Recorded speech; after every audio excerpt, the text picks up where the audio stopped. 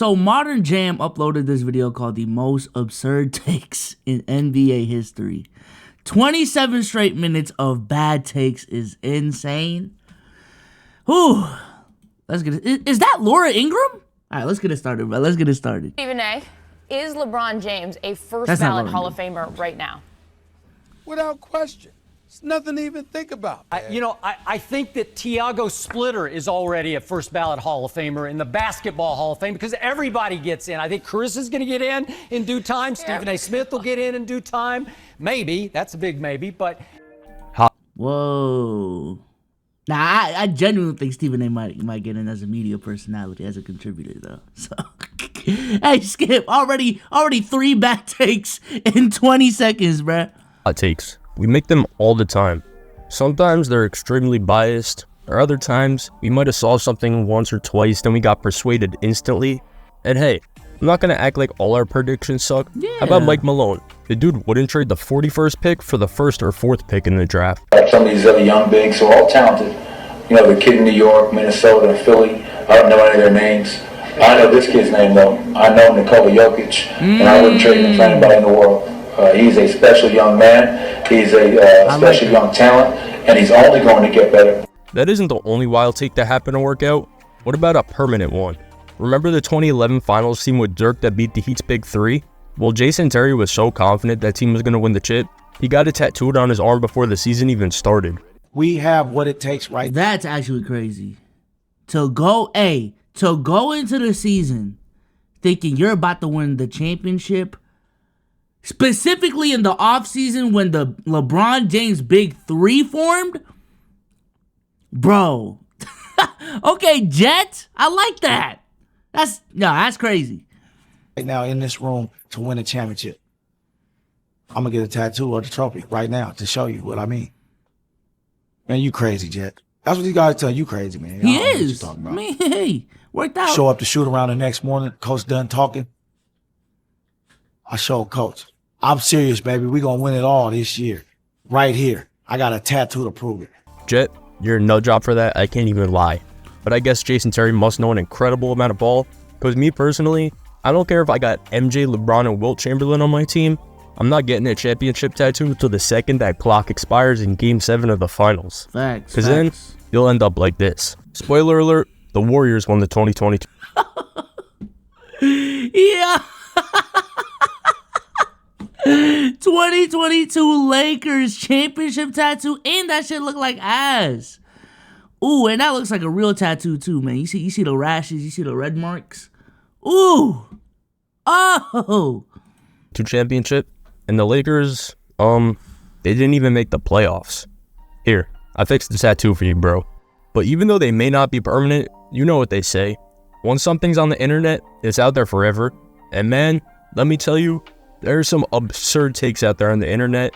Some hot takes, predictions, people standing on business, saying things they were 100% sure was gonna happen. And in hindsight, they look like a clown. Looking like that boy P-Wise from the Macroverse. Shout out my homie Penny though. But really, some people do have some of the most absurd takes you'll ever hear. People who will say something that you won't even want to have a ball conversation with them, just showing how much ball they do not know. Like whoever wrote this article. Genuinely, my favorite tweet of all time. Because Kentucky was nasty in 2014-15. They went 38-1, but then they're butting up against arguably the best NBA team of all time. Here's the Kentucky starting 5. The Harrison twins, Trey Lyles, Karl Anthony Towns, Willie Cauley-Stein, and D-Book off the bench. Even if you throw D-Book in the starting 5, so one of the Harrisons, Book, Lyles, Cat, Cauley-Stein, I think that team would be like plus 800 to make the playoffs in the start of the NBA season. And they're now, if you ask that we done with the 90s folks, they might agree. Nah, I don't think this is removed enough from the 90s to even say that, bro. Like, you have to bring up, I don't know, this year's Purdue team to say that shit, like, or the UConn team. Comparing them to the best NBA team ever, you're setting them up like crazy. I can't even lie though, I was so confident that Willie Cauley-Stein was the second coming of DeAndre Jordan. Add that to the cold takes list. I love Willie Cauley. Let's stay on the topic of college players. Actually, some draft blunders. How about this? The Sacramento Kings select Marvin Bagley. Yes! Yes! I didn't want Luka. Let's go. We took Marvin Bagley. I'm glad we didn't take Luka Doncic. That guy is gonna suck. Nah, I get it. It's a hindsight. That shit was an ass take, bro. But hey, there was a lot of that when it came to Luka, bro. Now, in hindsight, was it xenophobia? Low key. I think this was the year after the Dragon Bender draft, and people just were scarred from drafting Dragon Bender type players. So when Luka came around, it was like, oh, ooh, let's take a little bit of a break, okay, from these overseas guys. Let's take the USA dudes. But yeah, I already, like, Luka was already in conversations for the number 2 pick. He was in conversations for the number 1 pick, to be honest with you. And imagine D-Book and Luka on the same team. That would have been crazy. But yeah, we can laugh at this take now, bro. Because hey, Luka, Marvin Bagley, 2 different levels. Then you fast forward to today. Luka's averaging a 34-point triple-double. Marvin Bagley currently averages 13 and 8 on the Wizards. That's honestly not bad, though. Although he's been cooking kind of recently, I can't lie. 16 points in 17 minutes, 7 for 8 from the field, 10 good. points in 16 minutes. Low-key, kind of nice. But he isn't Luka. Yeah, and although Luka had all these accolades from overseas, there were still so many doubters. Yeah. I believe that Alonzo Trier is better than Luka Doncic, and Alonzo went undrafted. That's why my second round comments I stand by, but that doesn't mean I don't like Luka. I just know that there are other players that are better or equally as capable to produce the same, if not more. Hashtag Yoda. My guy thought he was wise like that low green dude. Who's the dumbest character of all time? They say Patrick Star. That makes sense. Hashtag Patrick. Nah, but really, Trier was kind of that guy for a little bit. His first season in the league, he averaged 11 points per game, but then he only played 1 more season. Honestly, I don't know what happened to Trier. He was supposed to be him. Shot clock is off. Hardaway to Trier. Trier drives down. Trier! I may as well get the last Luka take out of the way right now since we're on the topic of him. How about this one? Hoop Central tweeted out, "What's the worst NBA hot take you've ever heard?" Someone replied that the worst hot take is that Luka is a superstar. And he's Tobias Harris 2.0. Saying that Luka is the next Tobias Harris is like saying CJ Stroud is the next Gardner Minshew. And by the way, Luka was already a year into his career at this point, and he just won Rookie of the Year. Luka averaged more points in his rookie season than Tobias ever averaged in an entire season. Not that Toby sucks or anything. He's a good 3rd or 4th option. I mean, he had a nice little insanity run this year, but now Sixer fans are saying he's mid again, and the Kings are sleeping with the refs. Tobias Harris. You know, the media, NBC Sports Philly, everybody, every time you have a good game, Tobias Harris is coming out of his slump. Tobias Harris just needs his confidence back. Tobias just needs to get in a rhythm, get put in his all this bullshit, bro. That they've been saying for 5 years. You did the same thing again that you've been doing all 5 years. You had a good game, and you follow it up with an absolutely historically fraudulent performance. Oh my God, this guy hates Tobias Harris. While we're on the subject of what's going on in the NBA right now, though, we may as well look into some horrible takes for this season. How about this one? I mean, this is going to be the best team Cade Cunningham has ever played for, right? Their GM added coaching, shooting, lob threats, playmakers, explosive athletes. Monty Williams can mix these lineups any way he wants. You know? I mean, bro, I can't lie. I don't know about y'all, so I can only speak for myself when it comes to this take. I did not think the Detroit Pistons were going to be this bad. I did not. I thought they were going to make some sort of leap. Nothing like what the Thunder are doing, right? Like, not all the way to the first seed or anything like that. But more so what the Magic did. Because if we look at the Magic right now, right? Maybe not even a Magic. The Magic were like a 5-6 seed just a couple days ago. But the Magic last season, 34-48. I believe the Pistons were like way worse than that, though. Let me see. So in 2023, yeah, even in 2023, the Magic were significantly better than the Pistons. So I may be wrong on that. But nevertheless, I didn't expect them to be equally as bad, right? They're about to end the season with a worse record than what they had last season. I thought they were at the very least going to make the leap from here to like here. You know what I'm saying? To possibly being in the play-in tournament for a couple weeks. You know, they're contending for that 10 spot for the play-in tournament, and then it just doesn't work out. And the next season, we're looking at them as a team that, okay, maybe they can be a 6 seed this season. Maybe they can be a 8 seed this season. But for them to effectively regress, I did not see that. I thought there was gonna be some. I thought there was gonna be a marginal improvement, bro. Dead ass, but. If the Pistons won about 40 more games, I'd say this is a pretty good take. But they're 12-60. They're the worst team in the NBA. This is the worst team Cade Cunningham has played for. This is more so how the Pistons season's going. We couldn't make a shot. The missed shots turned into transition for them. We just couldn't make a shot. Just a tough shooting night for us. Staying on the Pistons, last season, the Pistons had a really nice game against the Kings. Well, they lost, but only by 9. But Jalen Duren did hold Sabonis to only 23 points. How tough is defending Domantas Sabonis, defending him without fouling? It's not that hard. It's easy to guard Sabonis without fouling him. So what does Sabonis do? Next time they played the Pistons, 37 points with only 4 free throw attempts. Yeah. I guess it's pretty easy to guard him. But pretty similarly... And them Caitlin Clark numbers right there, bro. Damn. He, after beating up on the Pelicans, a 106-95 win, Jimmy Butler, well, here's how confident he was that they'd sweep him for the season series. So I'm thinking a lot of your fans really love that term, kind of like don't poke the bear. Do you think, like, kind of with this tension and the way everything kind of goes down, do you think you'll carry a little bit of that tension into the next game?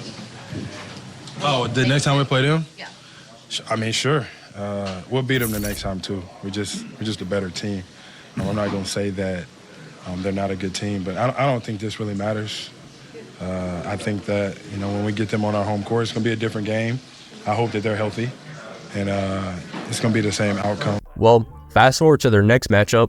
This wasn't even a game. A 23-point win for the Pelicans. Even though Jimmy did double down and say that the Heat are still a better team than the Pelicans, he's standing on business, even though they have a worse record. If there is one thing Jimmy Butler will do, it will stand on business. I will say that. Even though he may be wrong, he will say he is the best. He will say his team is ready. He will say they will win a championship. And I respect that. I respect that. Also, Butler only had 17 points, shooting 5 for 12 in this one. Maybe we'll get a Heat-Pelicans finals, get a little rivalry going, even though a Heat-Pelicans finals will bring in about 10 viewers, which would all be the team's families, and a majority of them wouldn't watch it either.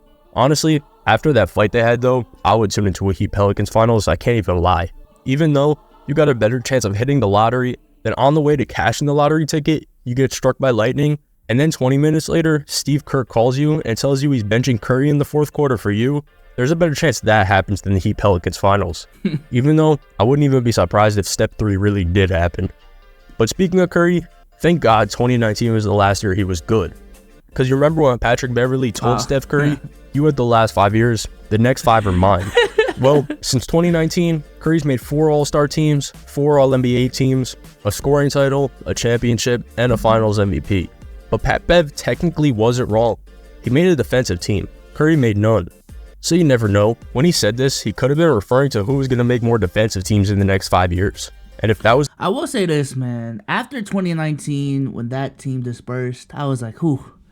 Thank God we're done with the Warriors. They're not going to be the same. Yeah. All they needed was one real healthy season. And they won a championship again.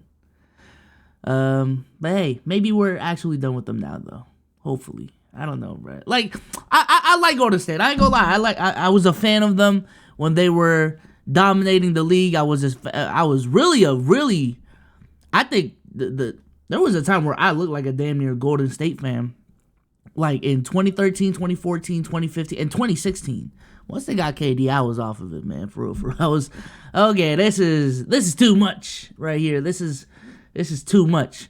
But yeah, man. Shout out to the Warriors. Shout out to the Warriors. Was the case? Salute to you, Pat. You were right all along. The Timberwolves are going to the playoffs. Not too much. Not too much. Staying on the Steph Curry topic, Charles Barkley had one of the most absurd wrong takes ever. Here's Charles Barkley on Steph Curry and Klay Thompson in 2013. I don't think they could play together. You're right. 4 championships sucks. They'll never get 5. The funniest part though, today, if you look up a list of the greatest duos of all time, they'll be on every list.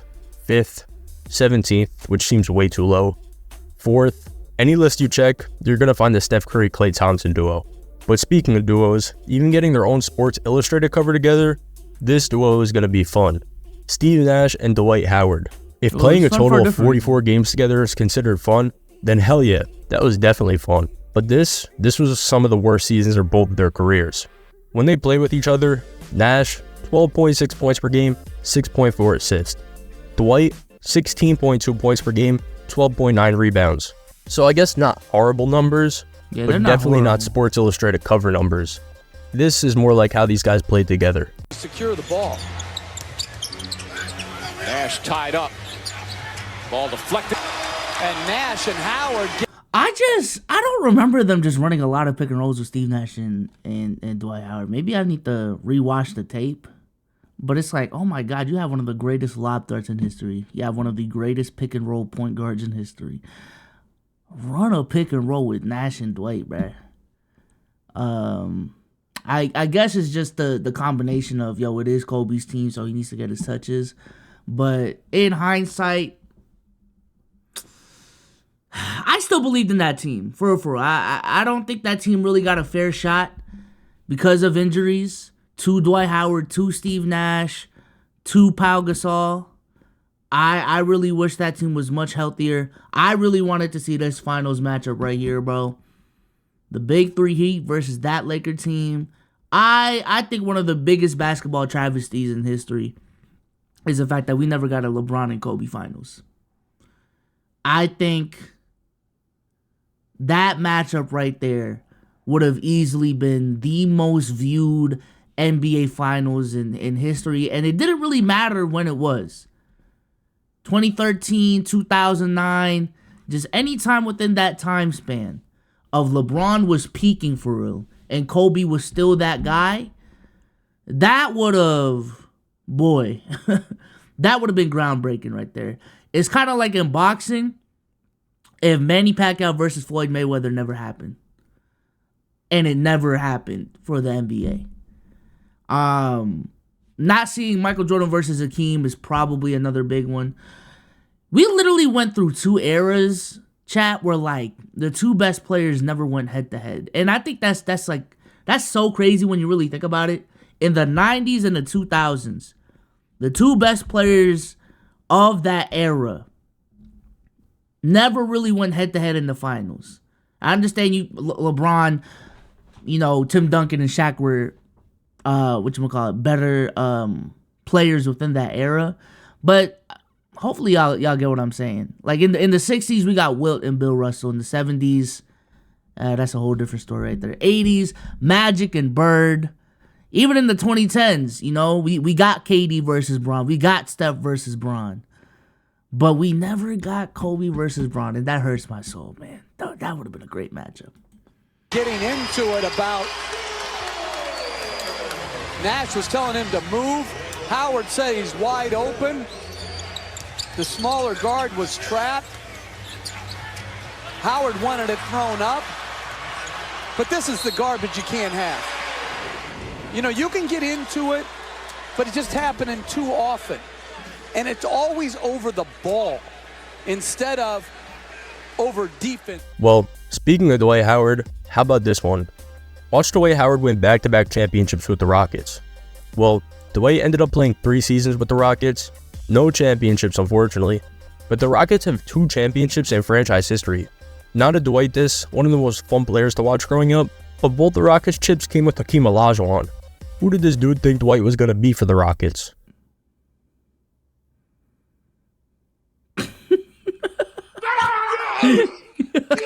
Oh my God.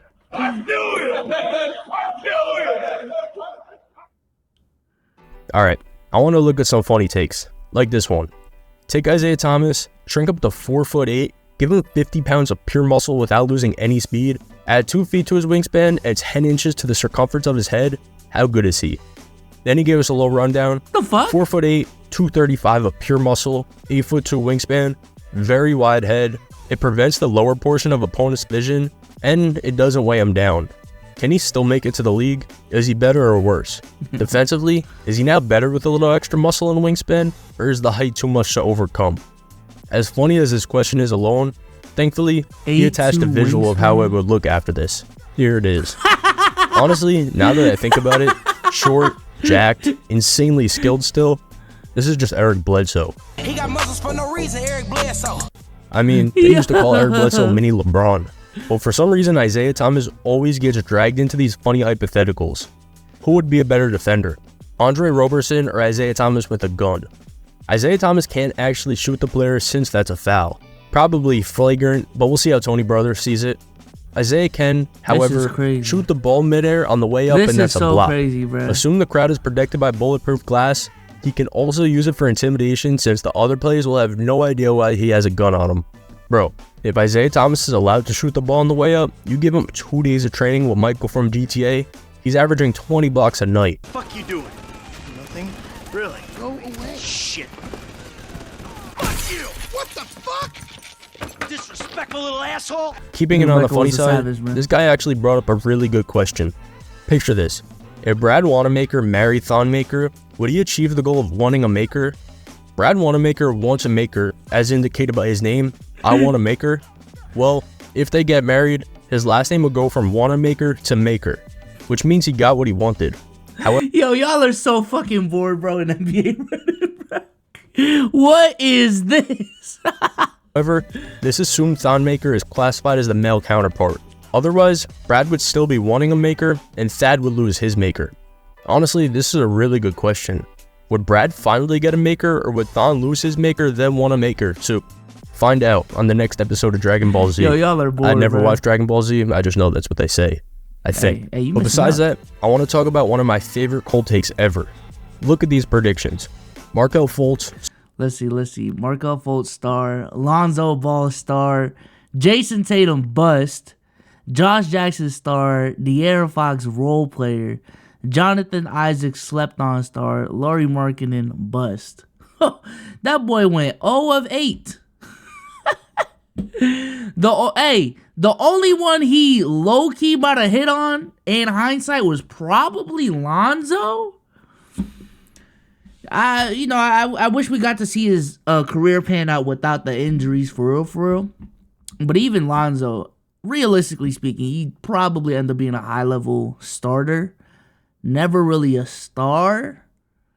But damn, that boy missed on every single one. Damn. Maybe Jonathan Isaac in the star, bro. Frank, the motherfucking Tank Ntilikina at the bottom. Huge ass star. Oh shit. Star. Lonzo Ball, star. Jason Tatum, bust. Josh Jackson, star. De'Aaron Fox, role player. Jonathan Isaac, slept on star. Lauri Markkanen, bust. Frank the motherfucking Tank, huge ass star. This looks like one of my bet slips. Loss. Honestly, someone get me in contact with this guy so I could get some lottery numbers, so I know which numbers not to play. How can you get every single one wrong? 8 for 8 on misses? Genuinely impressive. Except, I guess he was right about Frank Ntilikina. Another look. Ntilikina lost it on the way up. Can't touch that. Wait, can't touch that. What on earth? This guy botching every pick is rough, but that isn't the only draft day blunder there's been. Killian Hayes is my number 1 prospect of the 2020 draft. Ooh. Here's why. Unfortunately, I know Pistons fans love their guy Killian Hayes, but 4 years later, he's no longer even in the NBA.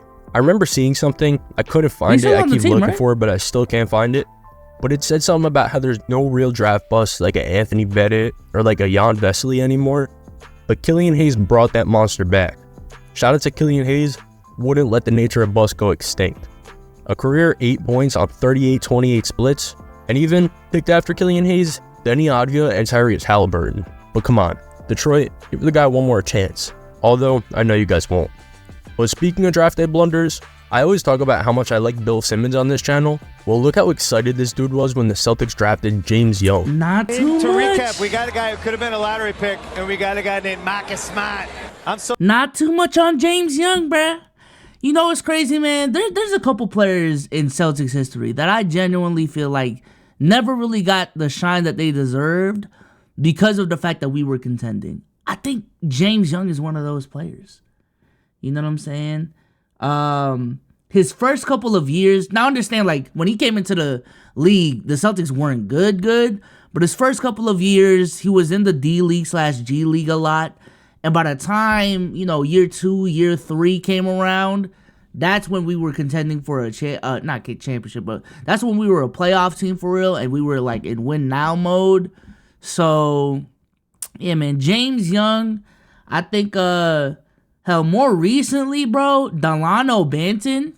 I think Delano Banton is a dude that, like, when you got championship or bust expectations, the way the Celtics do right now, you're probably not gonna get a lot of PT, but we're seeing it in Portland, like, you know what I'm saying? Like, he's getting good PT, he's getting touches there, and he's doing good. Another one, bro, RJ Hunter. For my Celtics fans out there, man, I thought RJ Hunter was the truth, bruh. I thought we found our Clay. I thought we found our Buddy Hield at the very least, man. God. So mad I'm going to be on YouTube now for that fist pump. I just resigned to it. It's going to happen. I know it's going to happen. James Young played a career 95 games. He averaged 2 points, 1 rebound, and a third of an assist. And Bill Simmons was all hyped over this dude. How about someone who was the opposite? With the 15th selection of the 2013 NBA draft, the Milwaukee Bucks select Giannis Antetokounmpo. What the hell is Milwaukee doing? Hate this pick 10 ways coming and going. Well, Giannis only ended up being a 2-time MVP and an NBA champion. Maybe this guy's bar was 3 MVPs and 2 championships. In that case, he'd be right. This would be an awful draft pick.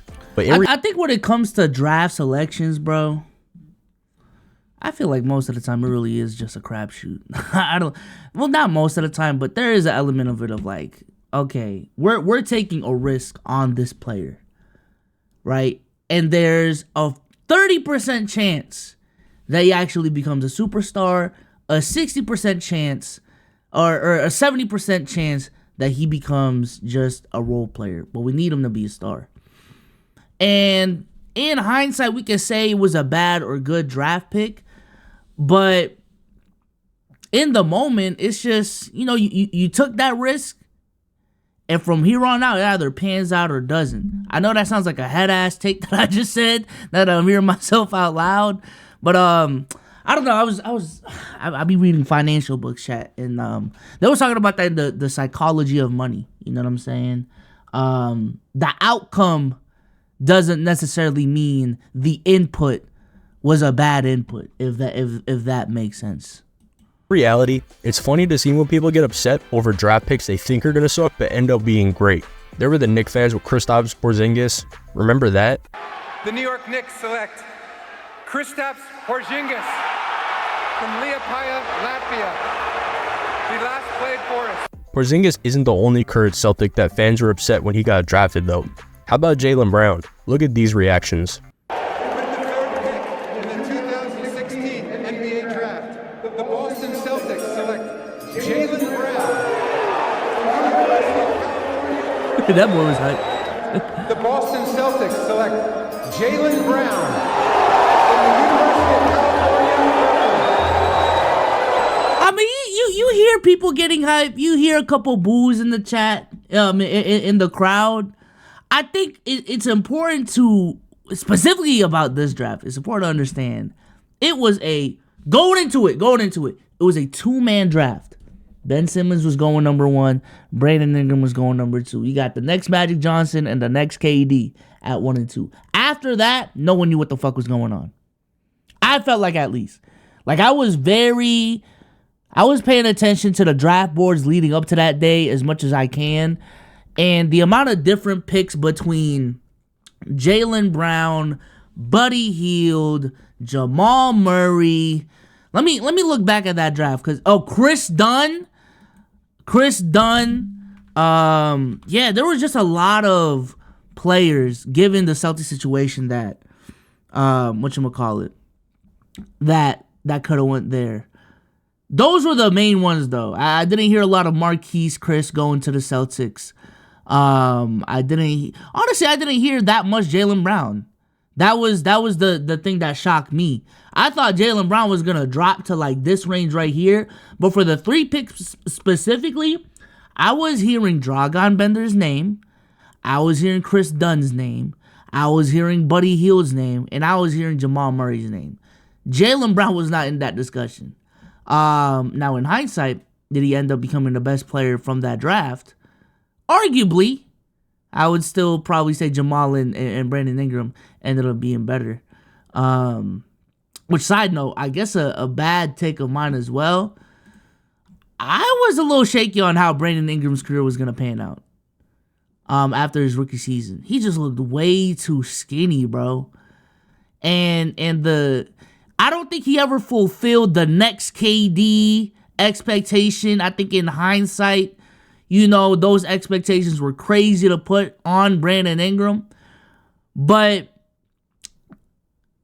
and I guess I was right on that front. He didn't end up being the next KD, but at that point, oh my God, the next KD is crazy. But him ending up being a 24 to 25 point per game scorer, one of the good to great. I don't know what the fuck I'm saying. One of the best two-way wings in the league, flat out. Like, I think Brandon Ingram has definitely proven me wrong, but that was on some. I was hating in this rookie season. I ain't gonna lie. I was hating, man. Look at all these guys that were pissed. But then these two, they knew ball. Shout out to them. Man. But the rest of the Celtics fans not feeling this Jaylen Brown pick.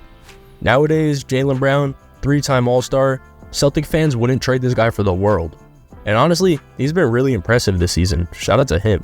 But the one thing that Jaylen Brown always gets made fun of for is they say he can't dribble with his left hand. Now he beat those allegations. And you know who else couldn't? Michael Jeffrey Jordan.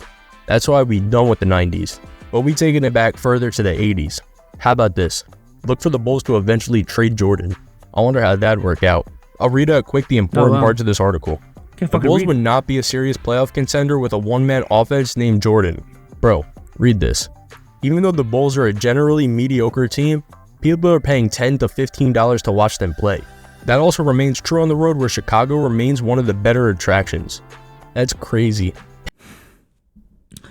We talk about basketball right now. I am focused on the fact that in the 80s, they thought paying $10 to $15 to watch an NBA game was outrageous. God, times have changed, man. Now a playoff game bare minimum is like $170. At least in Boston, and maybe it's different over here. You know what I'm saying? We've been around winning basketball, not enough to actually win the whole thing, but winning basketball nevertheless. Playoff game minimum $170. If you want to get lower bowl seats, middle bowl seats, it's probably like $400. And then if you want courtside, it's in the thousands. You would have to literally go to like a Hornets or a Wizards game against another bad team, and I think even those tickets would still be like $40 to $50. $10 to $15 was an expensive ticket. Yeah, that's what I'm saying, Deadass can't get a 3-piece chicken tender at stadiums for $15 nowadays. Facts. Crazy times. But then the next paragraph, trading Jordan wouldn't be popular, but would bring the Bulls 2 or 3 needed players, possibly starters, that can finally get this franchise on the road to respectability. Well, whoever wrote this article, make sure he never writes another article again. I actually found Michael Jordan's reaction when he read this article, though. Oh, wow. Okay, fine. Okay, fine. It's okay, fine. Okay, fine. No problem. It became personal with me. I took offense to that. This isn't the only bad MJ take. Actually, not really about MJ, but in 1989, the Bulls hired Phil Jackson. Read this. Phil Jackson is a nice guy, but the availability of Hubie Brown and Dick Moetta makes him a bad choice. Jerry Krause has made Michael Jordan golf championship more realistic than an NBA title. Well, you're right. He won't get an NBA title. He'll get 6 of them, all with Phil Jackson. But the 2K announcers like MJ a little too much. Looked at from every way, but It is scary to think, isn't it, about that guard combination in Portland had they drafted Michael Jordan. Well, the West had so many strong centers back then, you can't blame Portland for taking a big. But it would have been a lot of fun, Kev, to see MJ and Drexler team up. Team up. Team up. That moment. I'm telling you right now, bro. Scotty's lucky. Scottie Pippen is very lucky that Michael Jordan got drafted to the fucking Bulls, bro. Because I'm telling you right now, bro, how we view Scottie Pippen right now, I genuinely think if Clyde and MJ played together, y'all would view Clyde Drexler in a higher regard, bro. Like, I'm not going to act like I'm the 90s sleuth here, bro. But Clyde Drexler was really one of them ones, bro. And even watching back the tape, like, I think he was one of the more exciting players of that time. And we're talking about a dude that in his prime was able to put up 27, 6, and 7 with 2.5 steals, 50% from the field, gets to the line at an efficient rate. Yeah, I believe he has a couple of... I don't think he ever made a defensive team, but he was always solid defensively. Hell, he was 8th in DPOY, but wasn't on an all-defensive team. If these two paired up, bro, that would have been scary hours. That would have been scary hours for real. But, hey, we'll never know. One is crazy. But to the take, sorry, Ed Elhard, you had to be part of this video. And then Phil Jackson, he went on to win 5 championships coaching the Lakers just to make things sound even worse for you. But now, since we're talking about the old eras, I'm not a big fan of comparing eras, but these next two takes say things that are so obviously wrong, I had to mention them. Talking about Larry Bird here. This guy wouldn't average double-digit points in any era but the one he played in. He'd barely make a rotation in today's NBA. I've got uncles that could play better defense than most of these guys he was playing against. Good passer though, he'd probably make a rotation for his playmaking. I bet he'd be decent in short spurts. Oh, brother. Marshall, y'all, bro, sit down, brother. Watch a Larry Bird clip. I don't care if you're 3 years old. I was never even born yet for Larry Bird, but it's pretty obvious to everyone. A guy who can do this, I'm pretty sure he could play with anyone today. Matter of fact, his numbers would probably be even better today. Sam Vincent to Bird, and it goes. That's a crazy shot. I've seen everything. Alright, that's hypothetical. Woo! And this one is kind of too, but it was way worse. I had to include it. Man, that was Luka crazy. passes, bro. Kyle Guy's the Iceman. I've never seen a guy sink 3 free throws so easily like it was nothing to get to the championship game. I would draft this dude with the first pick in the NBA draft. Nobody else would hit these free throws. Yeah. Not MJ or LeBron. Well, I will say this, man. I don't even watch college basketball like that, but I knew about Kyle Guy in 2019. And I personally thought he was going to be a borderline star in the NBA, okay? I was definitely on that boat. And long story short, bro, I thought everything Tyler Hero is right now, I thought Kyle Guy could be Tyler Hero. Like a carbon copy of what Tyler Hero now is. Now, Tyler Hero became Tyler Hero. But, yeah, man. That's a random fandom of my man. Kyle Guy. Kyle Guy ended up playing 53 NBA games with an average of 3 points per game. This dude is drafting him with the first pick. A draft with Zion and Ja. Oh, and that draft Kyle is Guy insane. over both them because he hit some free throws. Respect to him for not being an NBA GM. Speaking of LeBron, though, the other day, actually, just watch this. I don't even remember if I've ever seen LeBron posterize somebody. I don't know. I don't think I've ever seen him. Oh, damn. I never knew LeBron never postered someone. Yo, Undisputed is in shambles, bro. Yo, and they brought on Paul Pierce recently, chat. I don't know if y'all know, but bro, my guy Isaac from the Deep 3 tweeted this out, and I love Paul Pierce personally. He's like dumb funny to me. You know what I'm saying? Kind of similar to me. Like when I'm funny, it's when I'm saying dumb shit. But when it comes to being entertaining and comedic with your analysis, Paul Pierce is just not it. It's just not it. Hold on, let me get the tweet. So this is coming from Paul Pierce saying nobody considers European players tough, especially from France. So another bad take, by the way.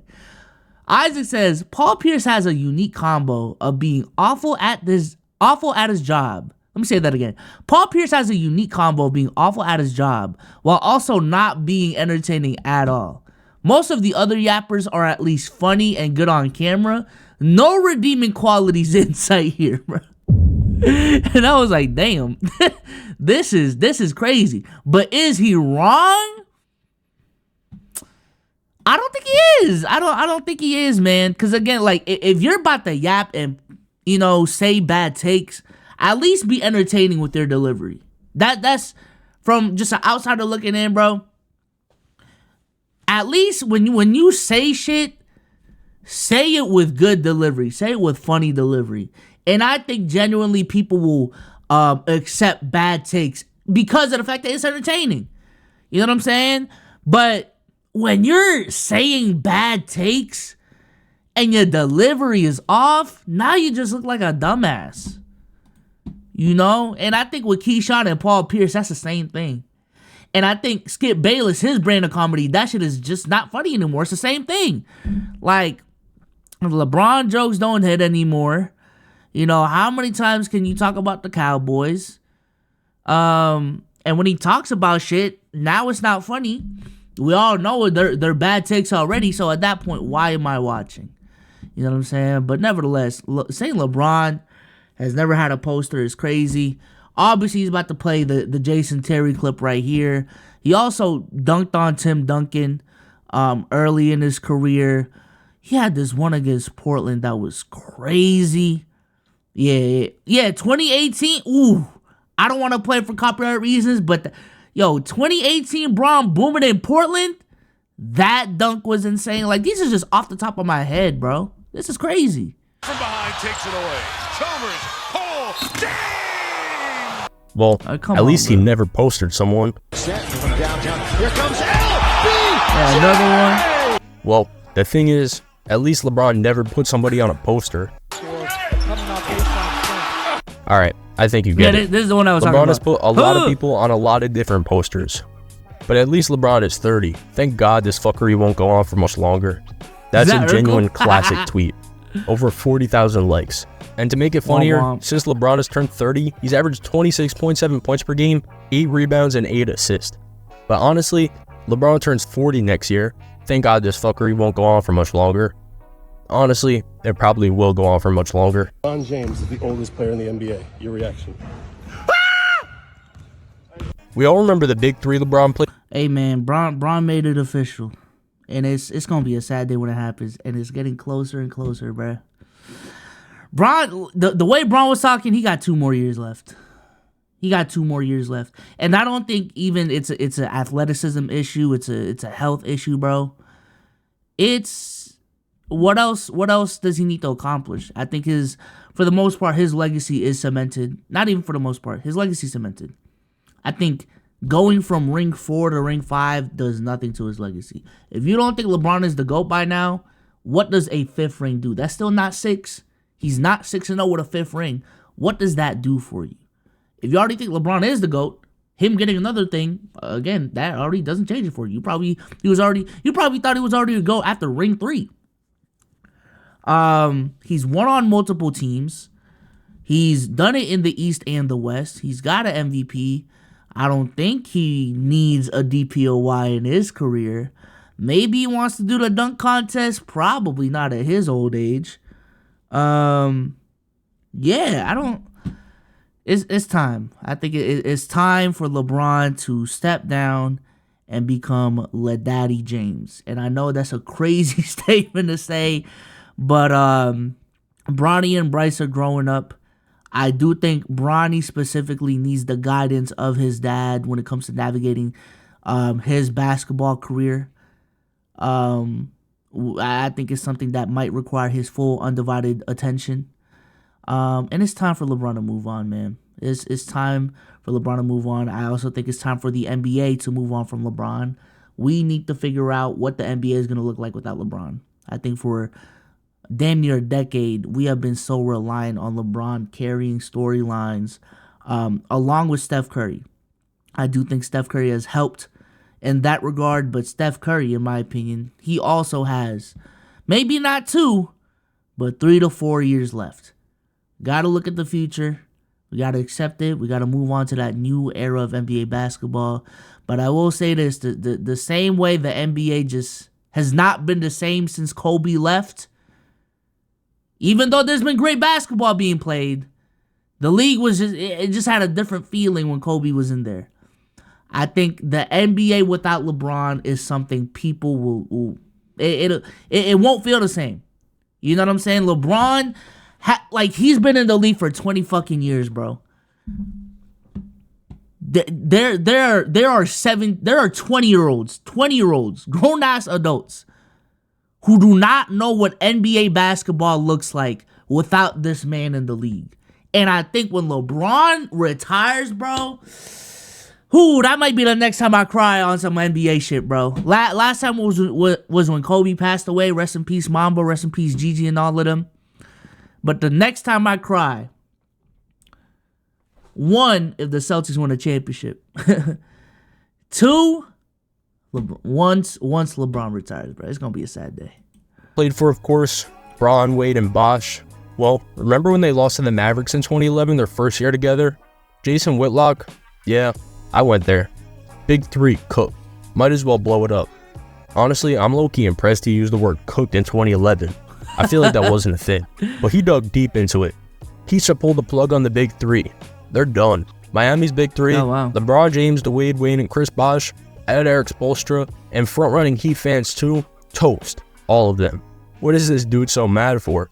I would have loved to see his reaction after the Heat won the next 2 finals. LeBron James captures that elusive title he so desperately coveted. Speaking of have the wrong outings on NBA teams, how about this one? The 2015-16 Lakers. Laker Nation, I feel like we have a great chance of making the playoffs. That's from Magic Johnson. He knows the Lakers better than anyone, right?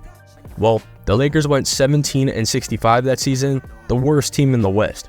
Nice call, Magic. That's not a Magic Johnson take, that's a tragic Johnson take. But that's the same we see right here. The Timberwolves Twitter was mocking everyone, saying that they're going to be bad in the 2019 season. They had 19 wins. Timberwolves admin, get a job with the Nuggets or something if you're going to make it. I think the reason why they posted this was, what was this, November 19th? Hold on. Because I think I know what happened. Hold on. We'll go back, 2020 NBA. I think what happened with the Timberwolves was they actually started off really good, like really good. And then, womp. Well, hold on. Let's see how they started. Yeah. I remember they started off 4-1. And was talking all that fucking talk, bro.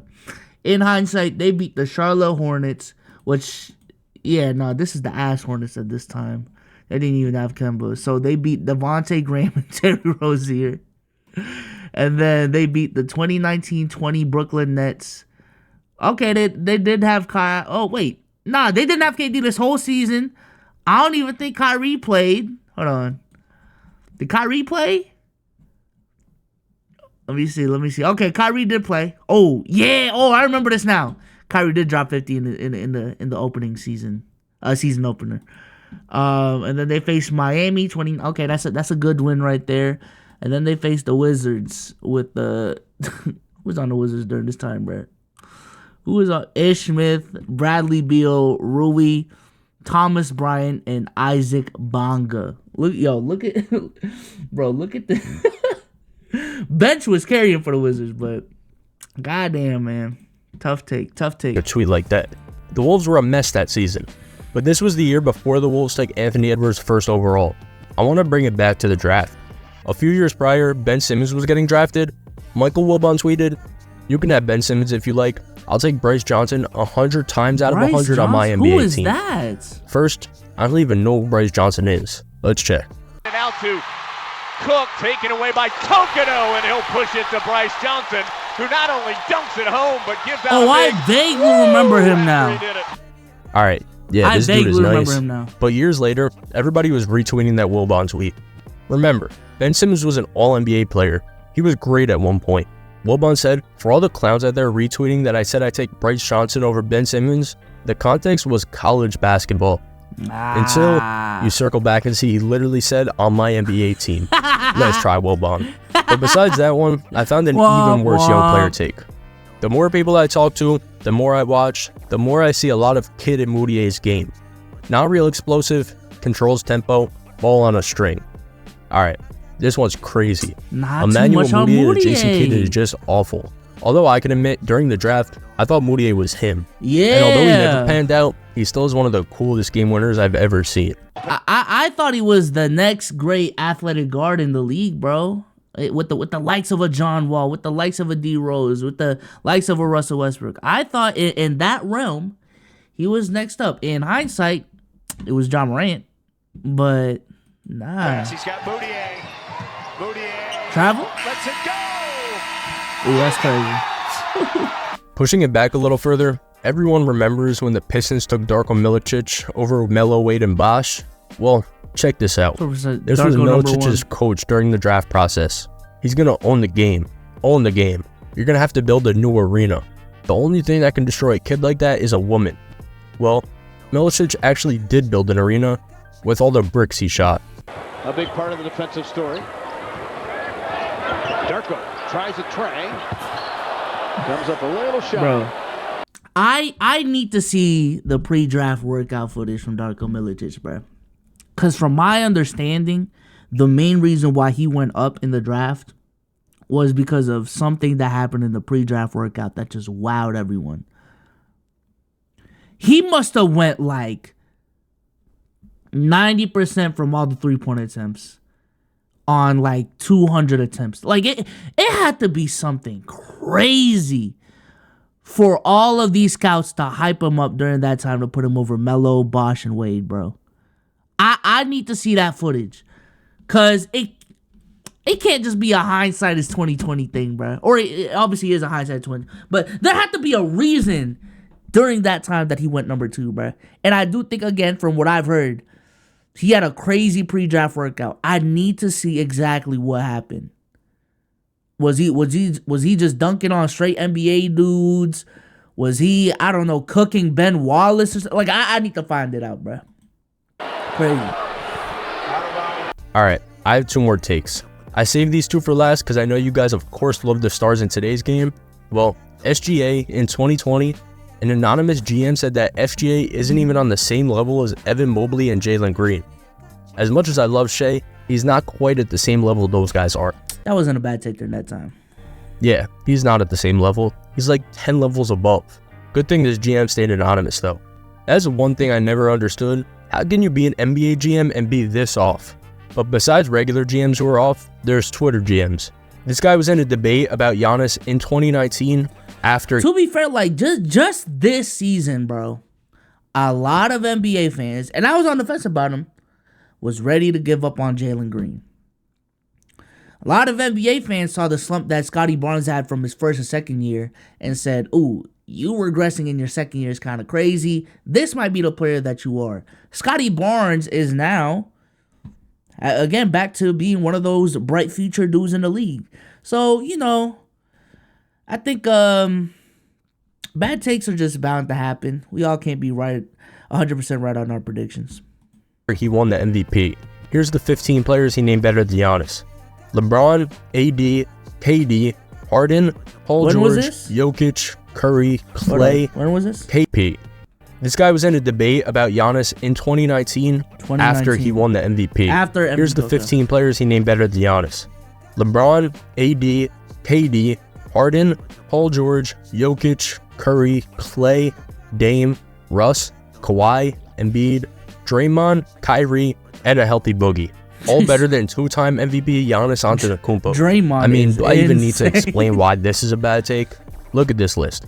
All great players, but better than Giannis is... Yo, the Warriors got 3 dudes better... Hey, the Warriors got 3 dudes better than the league MVP. How, yo... Hey, wait, at this point, if this was after the 2019 regular season... The Warriors had 4 dudes better than the regular season MVP. Bro, what was you on? It's crazy. There's always crazy takes in every sport and every facet in life. What really. were you on? But these are the craziest NBA ones I found. Which ones do you think is the craziest? I mean, I gotta go with the Phil Jackson one. My favorite is the IT gun debate though. Nothing's beating that. Let me know what the most absurd take you've ever had is though. I want to hear it in the comments. And if you're still here and not subscribed, that's a bad take too. New video coming ASAP. See you soon. My worst take.